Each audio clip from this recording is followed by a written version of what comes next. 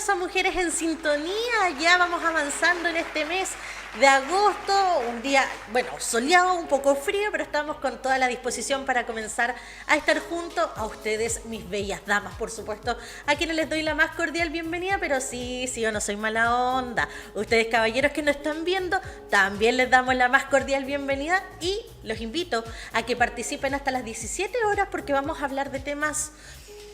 Me voy a poner seria, muy relevante. Sí, pues, vamos a hablar de temas relevantes el día de hoy que tienen relación con nosotras, con las mujeres, pero para eso estoy aquí con la experta, con la única, con la grande, con quien lidera la lucha por las mujeres aquí en el Maule. Estoy con la Seremi de la Mujer y Equidad de Género, Claudia Morales. ¿Cómo estás, Seremi? Bienvenida. Muy bien, muy bien. Muchas gracias por este espacio.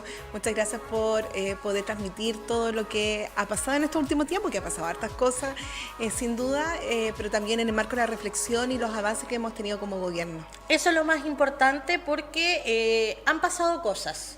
Sí. Y cosas no muy buenas, pero que también han sido el puntapié para ir trabajando en políticas públicas que permitan también defendernos a nosotras las mujeres en ese sentido. Y para comenzar queremos analizar este caso que en realidad fue bien controversial, el caso denominado el caso Macaya. Sí, absolutamente. Sabemos que existió abuso también, la justicia está haciendo lo suyo, sin embargo hubo una medida que generó el descontento, la medida cautelar que se modificó, que claro, que él podría haber estado en su casa tranquilamente y esto por una prueba porque se supone que habría sido grabado sin consentimiento por parte de las víctimas también. Es un tema bastante delicado, hubo manifestaciones también, en este caso el presidente del Senado también renunció a su cargo en ese sentido y esto ha gatillado bastantes opiniones. Entonces, Seremi, conversemos, yo le dije así como muy a la pincelada, pero quiero que conversemos desde su punto de vista también este fenómeno que se genera, primero, con gente que tiene poder y enfrenta a la justicia, y segundo, también el movimiento y la fuerza que tomaron las mujeres para obviamente alzar la voz. Bueno, yo creo que cuando uno observa la historia, sin duda los movimientos mujeres y también feministas han sido importantes en el marco político. Esto, si uno observa, esto es política, sí, y absolutamente tiene que ver con las transformaciones sociales y también el cuestionamiento de la orden social que existe actualmente. Yo creo que cuando uno evalúa independiente desde lo personal, yo creo que aquí uno tiene que ser objetiva de que estamos hablando de menores de edad. Exacto.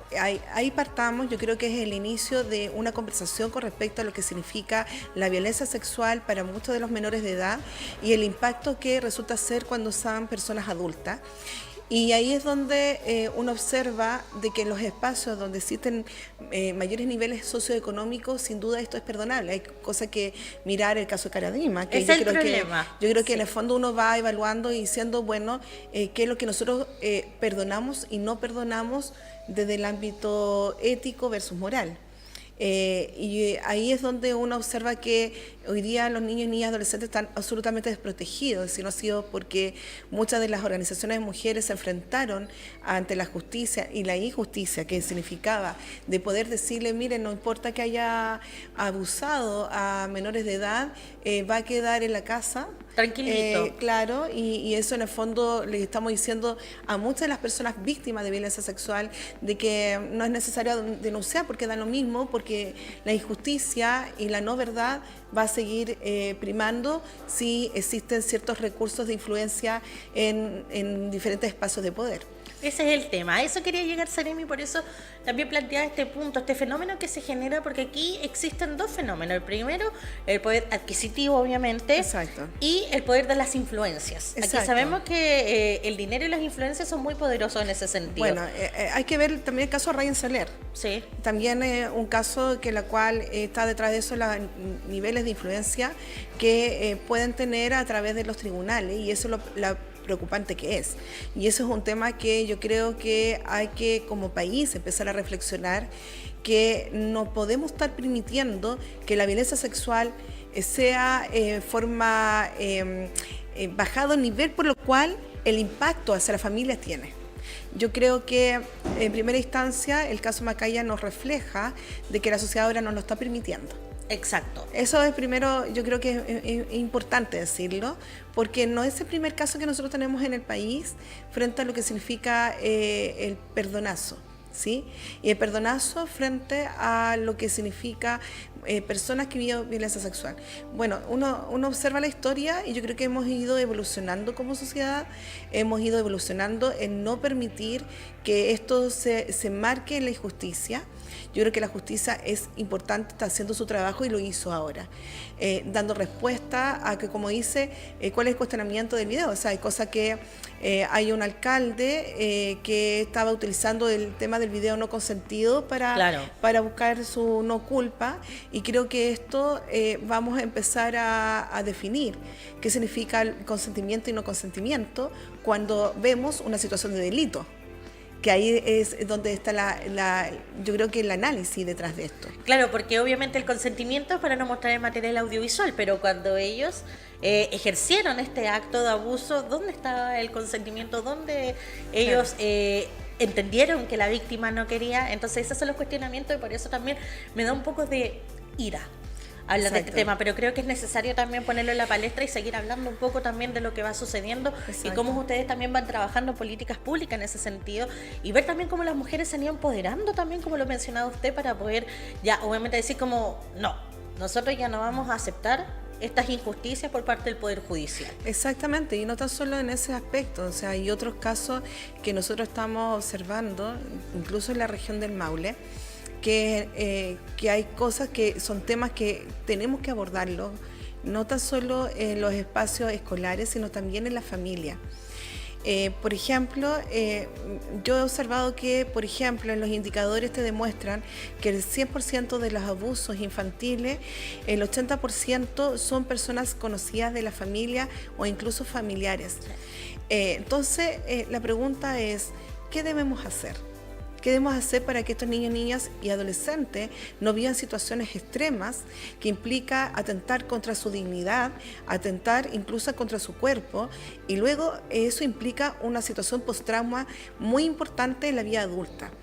Entonces, en primera instancia, sin duda la familia es el primer nivel donde tenemos que conversar, que el cuerpo de los niños y niñas son realmente importantes, que tienen que cuidarlo y autocuidarse, y eso significa que hay cosas que no son normales y que eso hay que evidenciarlo. En una oportunidad, me acuerdo, en una radio, personas en la cual eran médicos, me dijeron, bueno, pero es que eso también lo instrumentalizan las madres. Y yo le dije, ¿cuántos? Estamos hablando ¿cuántos? ¿De cuántos de los casos que usted me está diciendo es así? No, yo lo digo. No, aquí este tema es serio. Es que no es yo lo digo. Claro. No, no es el creer. Aquí tenemos que hablar de estadísticas, tenemos que hablar de casos en el cual no podemos permitir como sociedad, y nosotros como Ministerio de la Mujer y la Equidad de Género estamos trabajando arduamente con el Ministerio de Educación en el marco de convivencia escolar para prevenir espacios en la cual implica un riesgo para los niños y niñas adolescentes.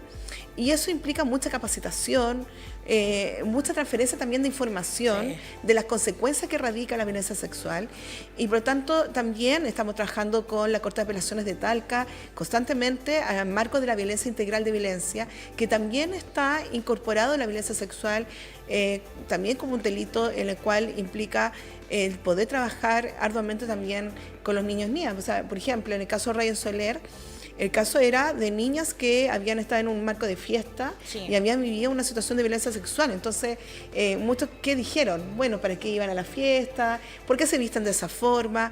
Bueno, no hay justificación alguna de que las mujeres sean violentadas sexualmente, ni siquiera por razones de su vestimenta o porque estaban solas o porque simplemente estaban en la calle. Es cosa de mirar, por ejemplo, el caso de Manada en España, cuando una mujer fue violada por 5 hombres, y eso uno implica de que dentro del marco de la situación que ellos vivieron, bueno, resultó ser obviamente una situación de una ola de organizaciones de mujeres reclamando en el mundo las situaciones de violencia que viven constantemente las mujeres. Es el tema. Mira, usted dio en el clavo, en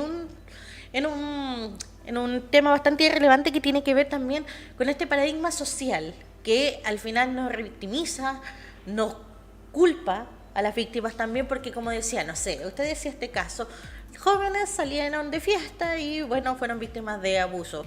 Una mujer iba caminando sola, víctima de abuso.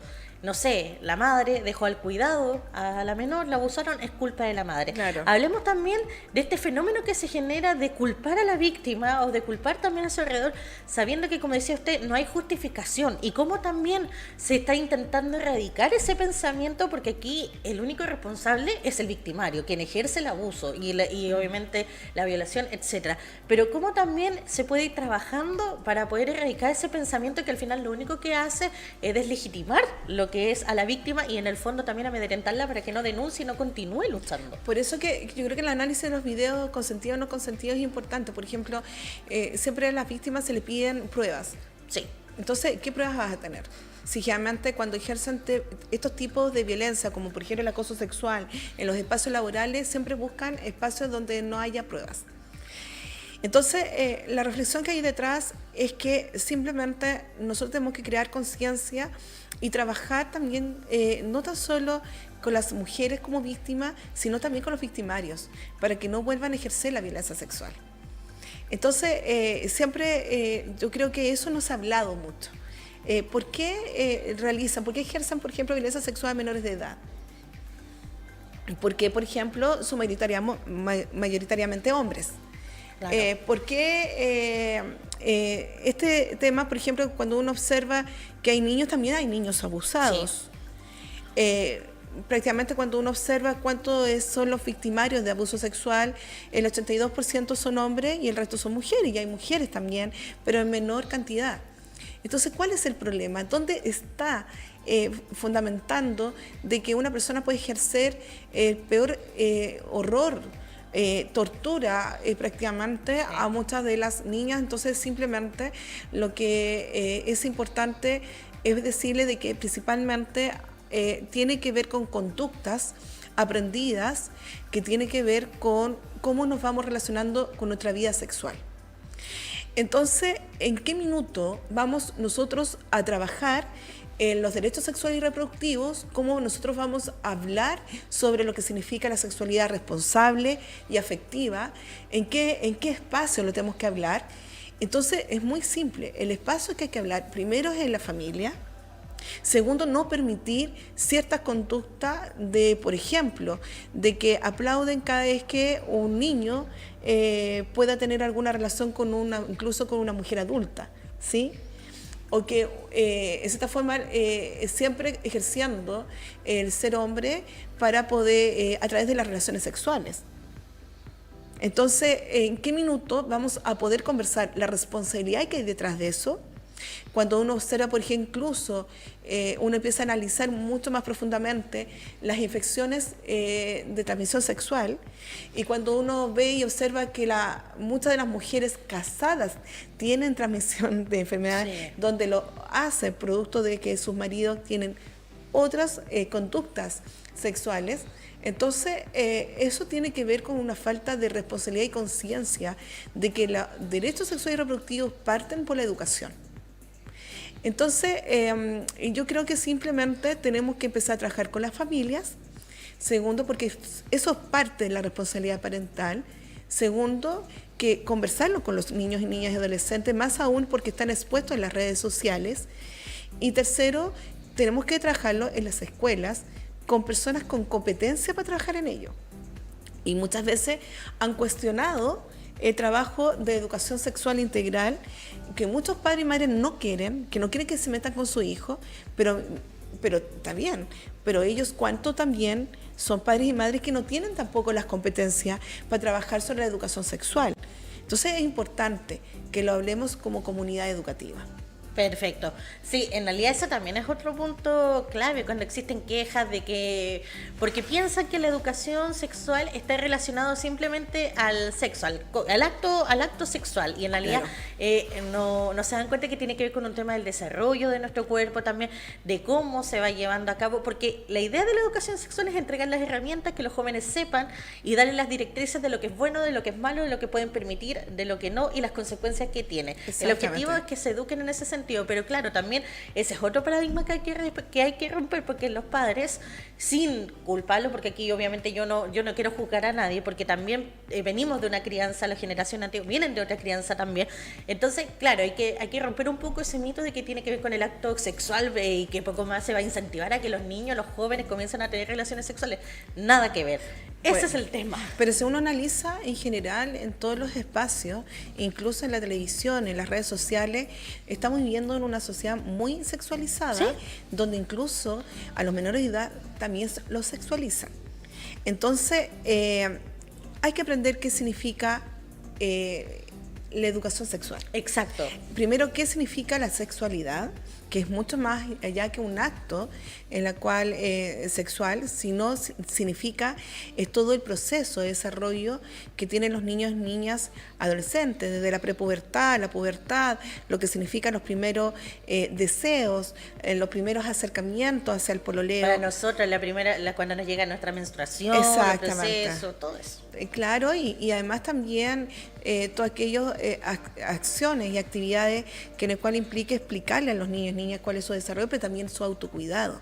Entonces, si vamos a prevenir, si uno observa, por ejemplo, yo me ha tocado conversar mucho con mujeres en los territorios y prácticamente, yo te digo, o sea, prácticamente 100 mujeres, por ejemplo, que me ha tocado conversar, prácticamente 60 mujeres han tenido situaciones de abuso sexual cuando han sido niñas. Entonces, ¿qué estamos hablando ahí? O sea, cuando uno también se observa a sí misma, yo recuerdo muy bien que, por ejemplo, yo tenía alrededor de 8 años y yo estaba con una falda y un tipo se acerca para tocarme. Entonces, claro, yo siempre he sido, yo creo como muy para enfrentar las cosas, y yo grité y lo apunté. No, yo no me cohibí porque sentí una rabia tremenda. Pero peor fue cuando mi abuela, claro que una persona adulta mayor, me calla y me esconde, en vez de haberlo enfrentado a él. Entonces me sentí desprotegida, me sentí que era vulnerable, y ese es un tema que, bueno, uno lo comprende más adulta. Y uno se siente a veces culpable. Exacto. Por decirlo, por haberlo alzar la voz. Claro, por alzar la voz. Y eso ocurre muchas veces. La pregunta que uno se hace, ¿cuántas veces nosotros creemos a los niños y niñas cuando pasan por estas situaciones? Entonces, obvio que uno se siente desprotegida, sí. Se siente en la cual no está apoyada o simplemente no escuchada en el momento en el cual uno lo vive. Y esas mujeres lo hablan. A mí se han acercado, por ejemplo, adultas mayores diciendo que quieren reparar su situación de abuso sexual cuando estuviesen en el niño, pero no lo pueden reparar porque esas personas murieron. Entonces, bueno, yo creo que la reflexión frente a Macaya es una reflexión que a mí me invita a que no podemos estar ejerciendo la normalidad ante la injusticia de menores de edad. No podemos estar midiendo de que porque tienen influencia perdonarlos, o porque es mi amigo, es porque yo lo conozco. No, yo creo que hay que cuidar los espacios, tenemos que ser adultos y adultas responsables de las siguientes generaciones, y esa es mi invitación. Hay que cuidar, y hay que cuidar nuestras propias conductas hacia los menores de edad. Definitivamente. Y otro punto también sería mi respecto, volviendo al tema de Macaya. Ser despreciable. Sí, lo voy a decir, ¿y qué? Censúrenme. Despídame. No, mentira. Macaya. Pero claro, porque como decíamos, pasó esta situación, la presión social hizo lo suyo también, etcétera, y él volvió, obviamente, a cumplir su prisión preventiva como corresponde. Ahora, desde el Ministerio de la Mujer y Equidad de Género también, ¿cómo van a seguir trabajando para que en el fondo, yo siento que las penas tienen que ser más duras en ese sentido, cuando estamos hablando de violencia sexual? Esto me imagino que para ustedes también igual fue una señal de alerta muy importante como ministerio lo que sucedió.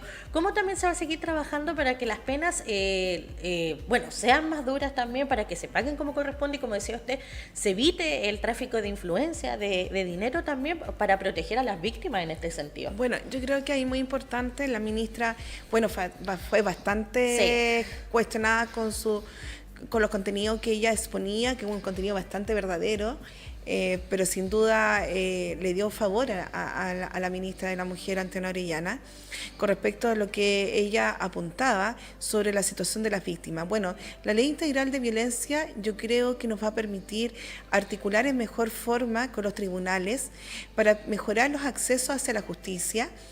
Quiero informarles que hace más o menos alrededor de 5 o 6 años se ha ido trabajando las grabaciones a menores de edad para que una sola vez sea el relato, porque es muy difícil que una y otra vez te pregunten los mismos hechos que a ti tanto te traumatizan.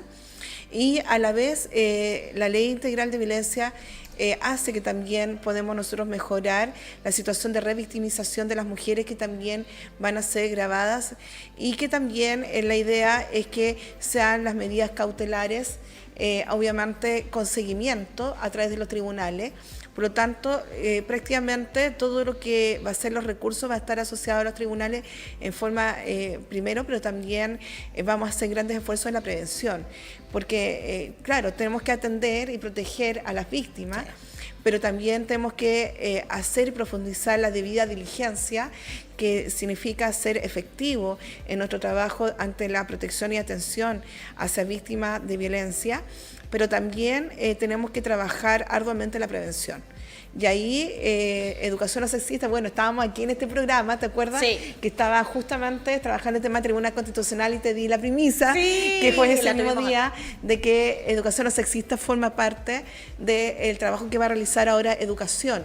Claro, en varias oportunidades dice que yo no estoy de acuerdo con la educación no sexista, pero yo creo que hay que conceptualizar qué significa, en qué consiste la educación no sexista, y simplemente consiste en todo lo que significa eliminar el concepto de ser hombre y mujer, sino ver al ser humano con todas sus competencias, sus capacidades, no en el marco de la división. Claro, no etiquetarlos básicamente. Exactamente, o encasillarlos.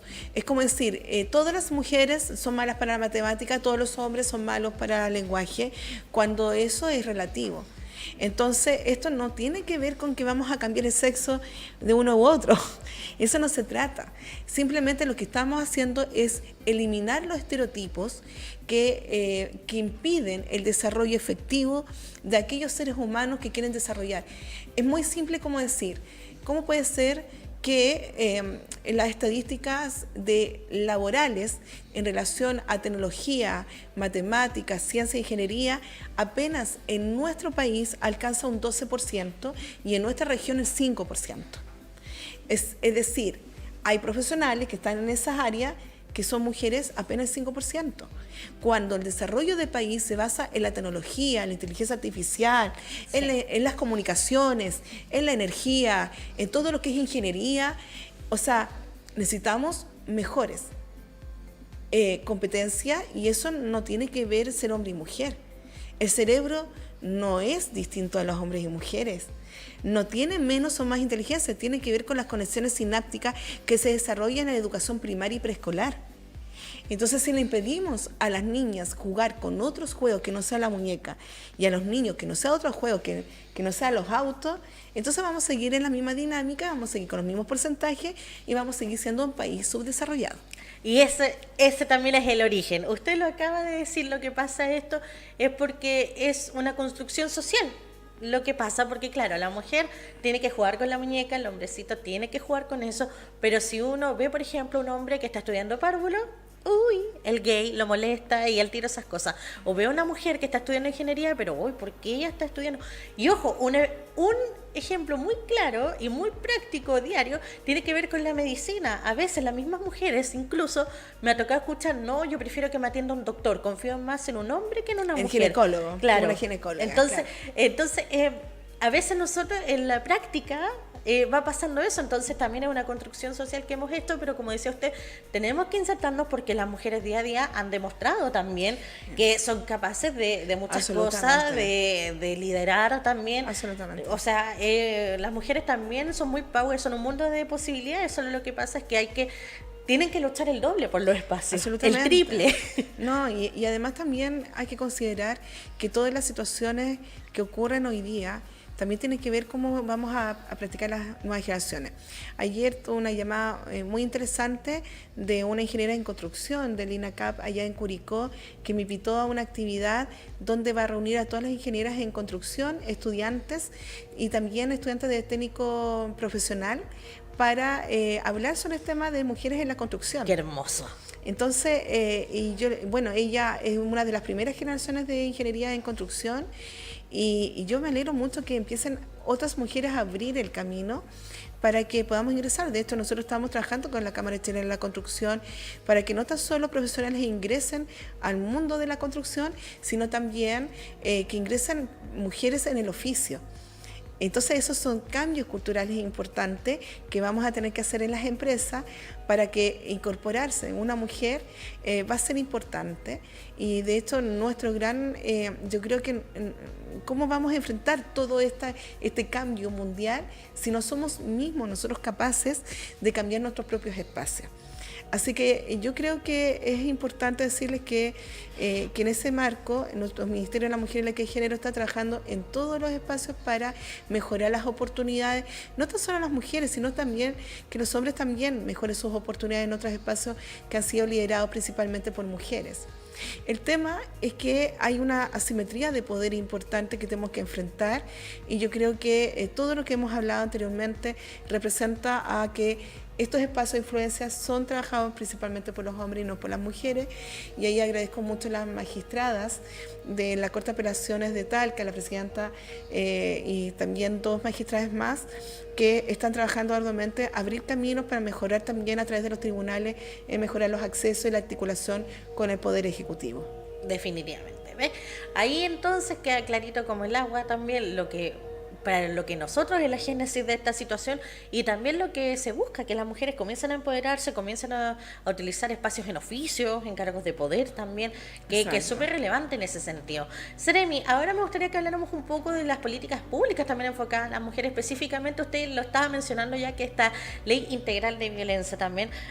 ¿Podemos hablar a nivel un poco más macro, bien en qué consiste también, cuáles son las tipificaciones, lo que va a también conllevar esta ley para que la gente también se vaya interiorizando, sobre todo nuestras mujeres que nos están viendo hasta ahora? Absolutamente. Bueno, yo quiero decir que la ley 21.675 es una ley que integra a todas las leyes asociadas con violencia. Está la ley Karin, que comenzó el 1 de agosto, que está relacionada con violencia laboral. Está la ley Gabriela, que tiene que ver con la violencia en el pololeo. Está la ley Antonia, con femicidio-suicidio. La ley de femicidio. La ley de violencia intrafamiliar. Estas leyes que integran, bueno, la ley de Zamudio, que tiene que ver con discriminación. Todas estas leyes que integran va a permitir, en cierta forma, poder mejorar la articulación legal. ¿Ya? Me explico. Por ejemplo, en este caso, este trámite que se realizó va a poder permitir mejorar, por ejemplo, las medidas cautelares, que va a ser con seguimiento, va a poder incorporar a los niños, niñas, adolescentes como parte de ser víctimas directas, por lo tanto ahí protección de la niñez va a ser un elemento muy importante a través del programa Mi Abogado y también La Niñez se Defiende, que pertenece al Ministerio de Justicia.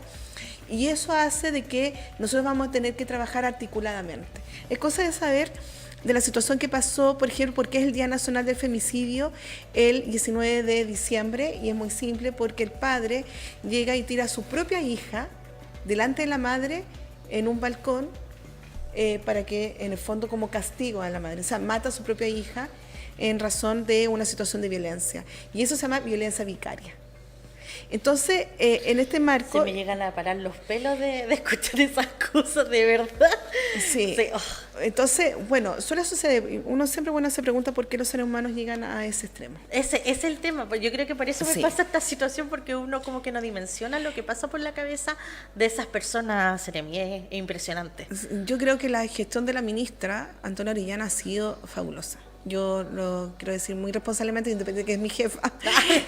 Cariñosa la ministra. Bueno, cariñosa. Pero yo, ¿por qué lo digo?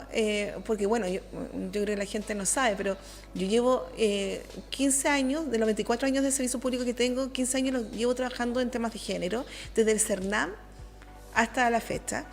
Y cuando se creó el ministerio con Claudia Pascual, bueno, luego fue otras ministras más Claro. en el gobierno anterior, pero la ministra Antonia Orellana tiene una visión de empujar las leyes de forma muy impresionante. Y yo creo que eso me tiene muy contenta. De esto, muy orgullosa de trabajar también con ella en este proyecto, en el cual yo como profesional acepté porque consideraba que era muy importante de poder llevar. Pero, ¿por qué? Porque esta ley para nosotros es una ganancia ideológica. ¿Y por qué es una ganancia ideológica? Primero, porque se pudo incorporar la educación no sexista en la educación, que es necesaria para poder erradicar estas situaciones y hechos tan graves que estamos conversando. No crean que a los hombres no les debe afectar este tema de ejercer violencia y siempre ejercer este estado de ser hombres a través de las relaciones sexuales o a través de Sí. aminorar y subordinar a otras De personas. hacerse hombre, como dicen también. Claro, hácete todo. hombre, que es Sí, un pues, tema. claro. O cuando, por ejemplo, yo he visto mucho, porque me ha tocado también conversar 100% con los hombres y decir, bueno, efectivamente, cuando muere, por ejemplo, el padre de la familia, el niño tiene que ser el padre. Cuando que es hacerse niño, cargo, claro. y tiene que hacerse cargo cuando es un niño. Es el hombre de la casa. El hombre de la casa. Sí. Bueno, y eso también es una herramienta esencial en el ámbito de la prevención en violencia de género y hace que de cierta forma vamos a poder hacer un vínculo intersectorial mucho más profundo y por eso estamos trabajando en esta materia de hacer un software en donde va a estar conectado toda la información de los víctimas y victimarios en el sistema, donde vamos a poder hacer seguimiento de si ha hecho la denuncia, si efectivamente qué tipo de relato tiene para no revictimizar. Es decir, ingresa Carabineros va a poder ingresar el relato, luego cualquier centro de la mujer que pertenece al CERNAMEC va a poder ingresar a este sistema. Esto tenemos un año para poder ejecutar este sistema, así que cuando se cumpla un año de esta ley, vamos a poder lanzar este sistema informático, que lo va a poder utilizar el Ministerio Público, tribunales, etc. O sea, todos los organismos que requieran tener acceso, obviamente, a esa información. Exacto, de las rutas críticas que en el fondo tenemos, porque cuando se ejerce la denuncia hay otros organismos más que también Claro. van trabajando dependiendo de la violencia. Asimismo, hay bastante trabajo que se está relacionando. Por lo mismo, aquí definen las formas de violencia de género que existe, como la violencia física, que es un tema que es más recurrente de observar. También la violencia psicológica, que también es una de las más altas tasas de denuncia que existe en nuestro país y que llega a tribunales de familia. Ah, esa es una de las más comunes, pero la gente no se Claro. la no, suele como minimizar o no se da cuenta también a veces que está Exacto. siendo víctima de violencia psicológica. Claro, es el hecho de que te digan tonta, que eres una estúpida, el hecho de que ¿Cómo vas a cómo salir te ves, así? sí, cómo ¿Qué te estás crees? vestida, etcétera, son elementos importantes considerar porque esos son los primeros puentes que existen hacia la violencia física o otros tipos de violencia mucho más extrema. La violencia sexual también, la violencia económica, porque a raíz de la pensión de alimentos, la violencia económica forma parte de también ser denunciable, de acuerdo a lo que significa la pensión de alimentos. También la violencia institucional, eso es muy importante, porque también tiene que ver con que todas las políticas respondan, las institucionalidades tienen que responder en esta materia, y si no lo responden también es una violencia institucional. También la violencia política, que es un tema muy interesante. Yo quiero como ser muy abierto de lo que, por ejemplo, ocurre a ciertas alcaldesas que a través de su consejo llegan y ejercen violencia a la alcaldesa por solo el hecho de ser mujeres. No se atreven a hacerlo a los hombres, pero sí lo atreven a hacer a las mujeres. Y yo he visto, le sacan su familia, le sacan su vida personal, porque no cuidan a sus hijos en vez de estar en este espacio. Bueno, eso es muy importante decir. Y bueno, eso es una conversación, la violencia política ha sido una conversación bastante ardua a nivel internacional. Y la violencia en el trabajo que está asociado en la ley Karin, y la violencia gineco-obstétrica, que tiene que ver con que está asociado al proyecto de ley Parto Respetado. Que, bueno, ¿cuántas mujeres han vivido situaciones en los hospitales, en ciertos espacios, en el cual cuando tienen sus hijos, sobre todo las adolescentes, no te gustó, ahora aguántate, bueno, Sí, ese. o incluso en no respetar la decisión de tener parto normal y los médicos por tener sus vacaciones, por tener su espacio, por tener sus ingresos, terminan siendo cesáreas. Nosotros tenemos en nuestra región la más alta cantidad de cesáreas en relación a otras regiones. Claro, porque la cesárea tiene que ser o decidido o por emergencia, pero si una mujer que decide tener a su bebé por parto y las condiciones se dan, el equipo médico tiene que respetarlo. Exactamente. En el marco de esta ley integral también está a otros ministerios que van a trabajar en ello, el Ministerio de Educación, el Ministerio del Interior, a través de Seguridad Pública, por ejemplo, y también está Salud a través de poder, por ejemplo, trabajar la violencia sexual. Ustedes saben que si hay una violación, está el GES que permite poder revisar cualquier situación que pueda arriesgar la vida de la persona que fue víctima de violaciones. Eso es un tema también importante y es importante realizar que va a haber aumentos de programa a través del CENAMEC, va a haber un fortalecimiento institucional también con respecto al tema y además comentarles que va a haber un comité interministerial que va a ser también regional y que va a estar liderado por esta Seremía de la Mujer y la Equidad de Género, que significa la articulación territorial y que es muy importante ahí invitar a los alcaldes y alcaldesas a poder también instalar casas de la mujer, centros de oficina municipal de la mujer para hacer una mejor articulación en el marco de atención, prevención y protección de las mujeres, que incluso también recibí una llamada a través de Maule para poder trabajar con seguridad pública a través de estas medidas que la cual va a permitir mejorar la atención de las mujeres. Ese es el tema también, como decía, la violencia que se ejerce en distintos ámbitos y como decía, a veces uno no se da cuenta de las cosas a las que nos sometemos, como decía, las adolescentes también, cuando pasa que van a tener su parto también, no te gustó, usted lo planteó súper bien en ese Claro. sentido, o sea, y a veces las mismas mujeres ejercen esa violencia, entonces tenemos que Exacto. erradicar también, y qué bueno que se vayan trabajando en estas leyes también en ese sentido, la violencia económica, que también es muy común en ese Sí, sentido, exacto. pero la violencia política es un punto súper relevante también. También, se lo puedo decir. De verdad que, porque la otra vez también lo conversamos, nosotros Sí. lamentablemente, les gusta o no, bueno, para mí no es lamentable, es muy gracioso decirlo así, pero la vida es política, la vida es política en todas las Exacto. áreas, cada decisión que uno toma es política, cada Exactamente. conversación que uno tiene es política, entonces también es muy bueno que se comience a ejercer así también y comience a plantearse también algo tan relevante que tiene que ver con eso. En ese sentido, hablemos también de la disposición de las cámaras, la cámara baja, la cámara alta también respecto a estos proyectos, cómo se va trabajando. Sabemos que obviamente hay ciertos sectores, pero hay momentos en los que se unen también. ¿Cómo han sido Sí. las conversaciones también y los trámites? Yo creo que en el fondo yo creo que ahí se unifica absolutamente, pero yo creo que se unifica en Renovación Nacional, absolutamente ha sido, yo creo que uno de los que más ha apoyado esta ley y además también obviamente todo lo que significa a aquellos que están en alianza con nuestro gobierno, sin duda Democracia Cristiana también, Claro. que también ha apoyado estas leyes, también ha habido temas de discusión, pero lamentablemente creo que ahí los republicanos han tenido mal asertividad con respecto al tema. Es cosa de pensar el apoyo económico que existen a hijos e hijas que viven situaciones de femicidio, que presencia femicidio y pierden a su padre y madre a la vez, y que quedan bajo al alero de nada. Bueno, el Estado va y da recursos hasta los 18 años para menores de edad o hasta los 21 si están estudiando. Entonces uno se da cuenta de que el hecho de que digan es que eso, ¿por qué tenemos que darle algo si ellos son como cualquier niño o niña? Yo creo que cuando lo vivan van a saber lo que significa. Es que, claro, cuando uno pierde a la madre o pierde al padre, Sí. ya no es como cualquier niño. Sí, yo Ya no creo es como que- cualquier niño que no tiene el apoyo y respaldo. Absolutamente. De sus progenitores. Imagínate ver que tu madre es asesinada por tu propio padre. Yo creo que esos estados traumáticos y el apoyo que tenemos que hacer en forma constante y el Estado hacerse cargo, sin duda es lo mínimo que podemos hacer. Pero también lo peor de todo, que es negar que existe violencia, es lo peor que podemos hacer.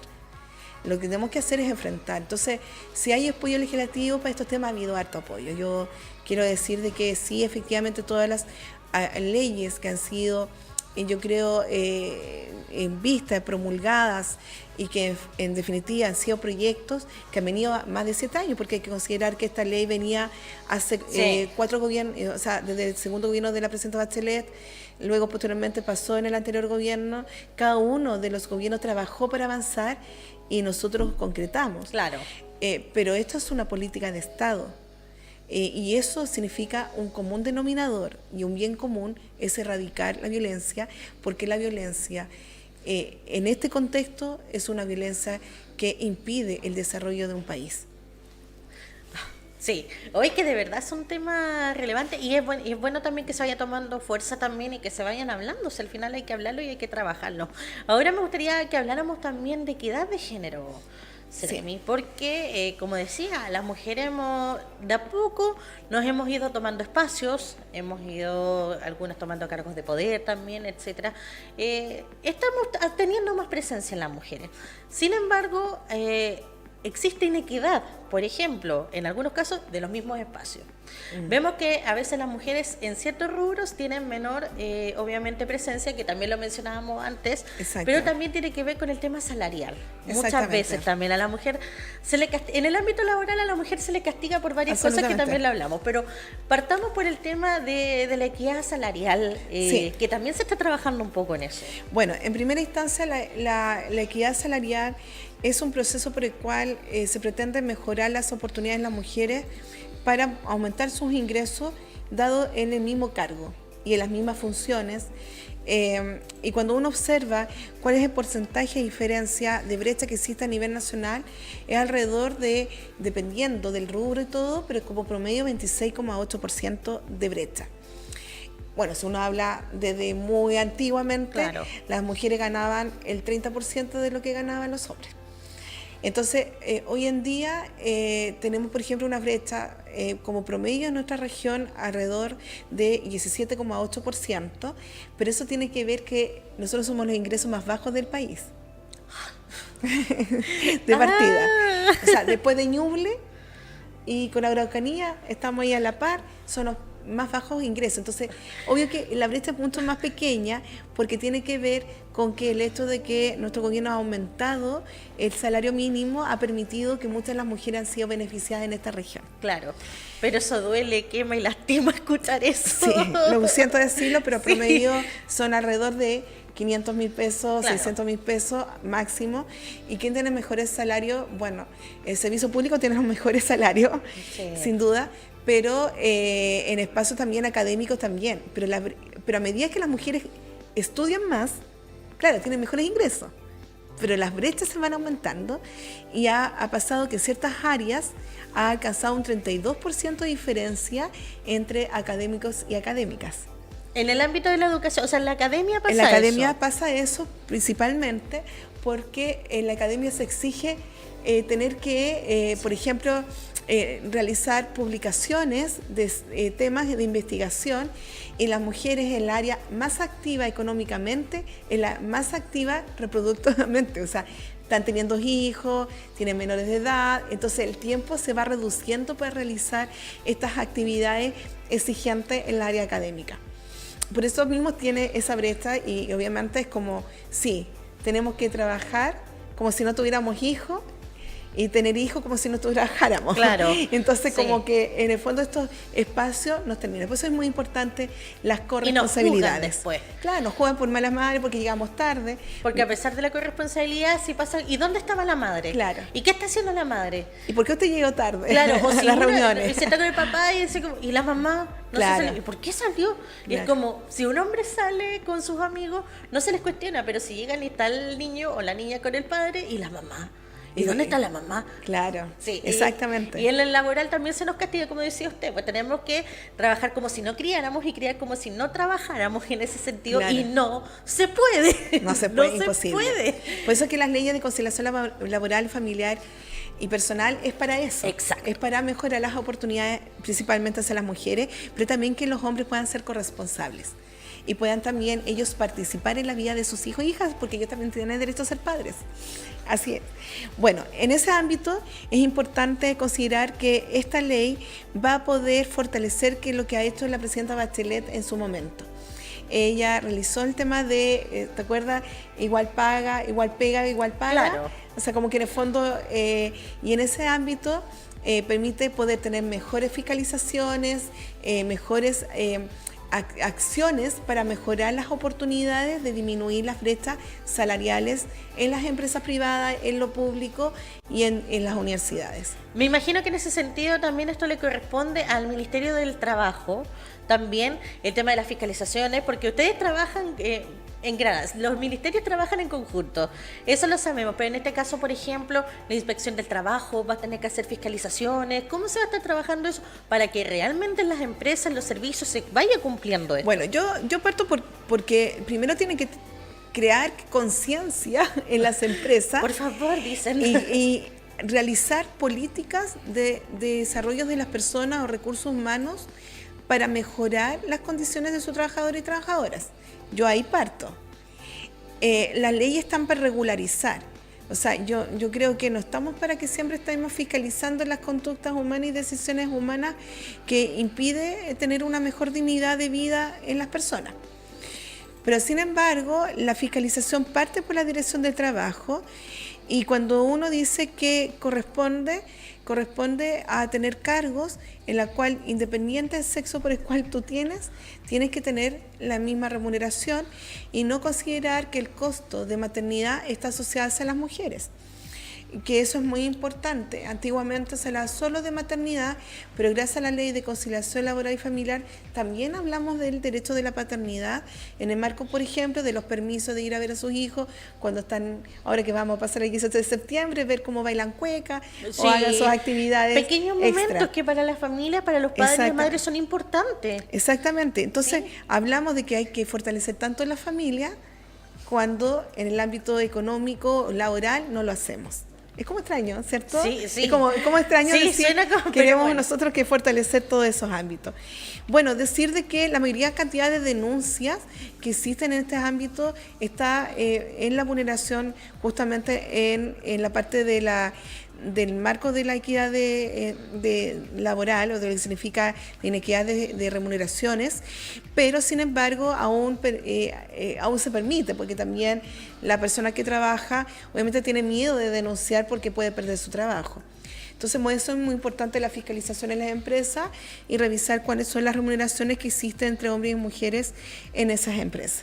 Sí, es verdad, eso es otro tema también, que a veces no se denuncian situaciones, porque claro, o sea, yo creo que muy pocas personas quizás trabajan por hobby, por deporte o porque no tienen nada más que hacer. Todos trabajamos por una necesidad, trabajamos porque las cuentas a fin de mes como nos respiran en la nuca, las deudas, y hay que pagar en ese sentido, pero claro, eso no quiere decir tampoco que no se puede equiparar la cancha en ese sentido. Exactamente. Y eso es lo que están haciendo ahora, porque a veces las mujeres trabajamos igual o a veces más, sí, para levantar el espíritu de la empresa. Exacto. Y a veces en algunos casos no se remunera, no se justifica, y es un tema complicado también, porque obviamente nadie está pidiendo que ganemos más, queremos ganar lo justo, queremos ganar obviamente a la par, eso es todo. Par. Bueno, yo decirles que en general esto tiene que ver con medidas para elaborar planes de igualdades dentro de las empresas.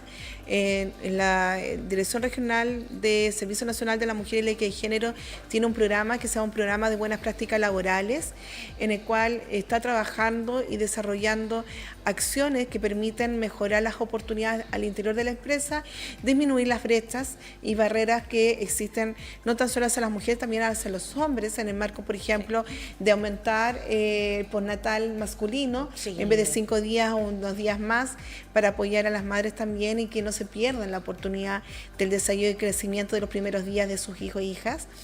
También es importante decirles que esto también se trabaja en todo el mundo, no es tan solo Chile que lo está trabajando, esto no es una idea de tan solo porque Chile es un progresista terrible, como muchos nos han dicho, que como dice mi ley progresista incoherente, no es así, sino que la idea es que... Sindicalista encima.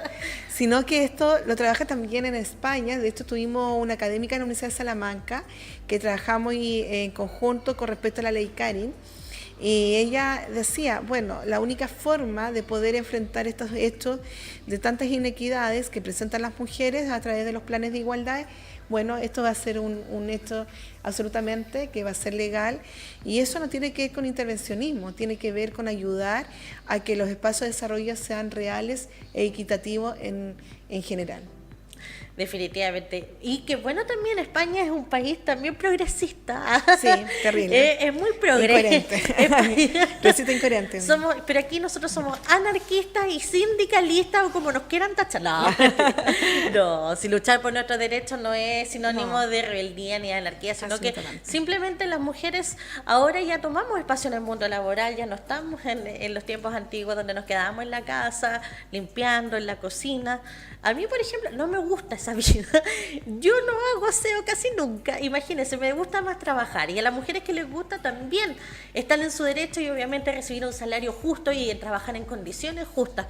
Yo le comentaba a usted, yo trabajo, usted me preguntaba, yo soy la única mujer del canal, por ejemplo, pero yo tengo la fortuna de trabajar rodeada de hombres que me respetan, que me quieren y me cuidan.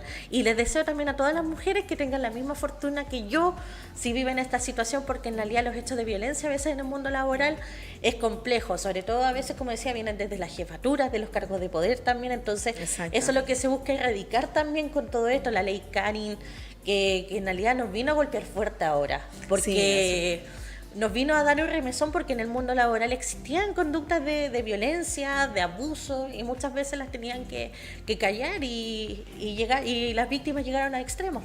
Entonces, yo creo que en el fondo, bueno, a mí me ha tocado escuchar muchos relatos, y la conclusión que yo llego y digo, el miedo de perder el trabajo es tan grande que prefieres perder tu propia dignidad como ser humano. Entonces, para que no ocurra eso, existe la regularización de las conductas. Yo creo que no nos sirve de nada tener leyes mientras que no existe la autorreflexión de cada uno de nosotros. Yo también me incluyo, porque decía, claro, dentro del marco de mi ser muy trabajólica, por ejemplo, llego y envío correo a las 3 de la mañana, porque bueno, estoy todo el día en terreno, en qué momento hago las cosas administrativas. Entonces ahora tengo que administrar los tiempos para poder permitir de que enviarlo durante la mañana y no hacerlo en la noche. Eso también es cambio conductual, porque la idea es no tampoco hacer de que la gente se tensione o que la gente sienta de que es una obligación contestar en forma inmediata, que puede suceder. Pero siento que de cierta forma nos permite también cambiar nuestra propia conducta, pero también las conductas organizacionales. No, por ejemplo, me acuerdo de una situación de violencia sexual ocurrida en una institución, y que esta persona que la estaba ejerciendo la había estado ejerciendo hace mucho tiempo. Era un funcionario antiguo, y resulta que todos los demás sabían, y cada vez que ingresaba una funcionaria nueva, le decía, oye, ten cuidado con este tipo acosa, y diciendo a las chicas.